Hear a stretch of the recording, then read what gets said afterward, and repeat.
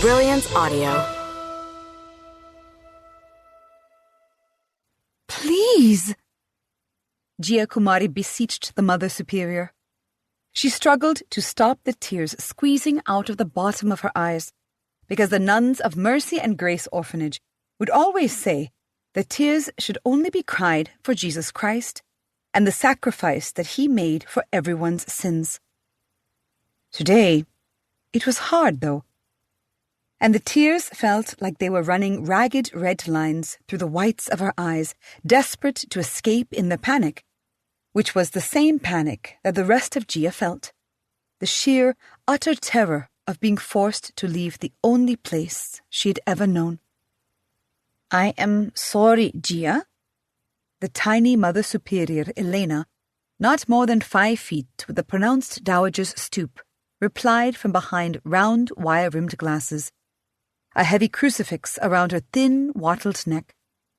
Osteoporosis had its iron claws into her, but she seemed unperturbed by her awkward posture as she sat behind her wooden desk, a desk that had already been old and marked with ink and graffiti and scoured with scratches when it had been donated to the orphanage. Like the Mother Superior and Gia both, the desk had become a relic of the institution, as familiar as the whitewashed walls and the rotting, unlockable multi-sash window affair of the girls' dormitory, facing the fumes rising from the adjacent Lux soap factory, as if it was a panoramic view. When Gia had arrived in the orphanage, before she was old enough to remember it, Mother Superior Elena had been Sister Elena, and had been at least a head and a half taller. Seeing her become the Mother Superior had been a decades-long process of watching the nun shrink and wrinkle and fold back into herself, disappearing into her white habit. There was, apparently, only one size available, and sitting smaller and smaller in the ratty chair behind the desk. It was as if one day she would shrink to nothing and become another dust mote dancing with the myriad specks in the shaft of sunlight that shone through the office window between the hours of 2 and 3 o'clock in the autumn and spring months. Yes, Gia had been at Mercy and Grace Orphanage a very, very long time. All her life, in fact. And now they wanted to throw her out.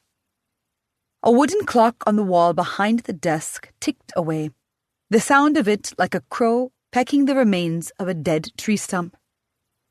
"You are 21 years old, Gia," Mother Superior Elena said in response to Gia's best doleful look, the nun's tone stiffening a little. It was a fact that orphans, much like puppies and kittens, learned from a young age to make their eyes wide and glistening and in need of anything you might be willing to offer them. Nuns, for the most part, quickly became immune to it. "But I am the most helpful of anyone here, am I not?" Gia argued.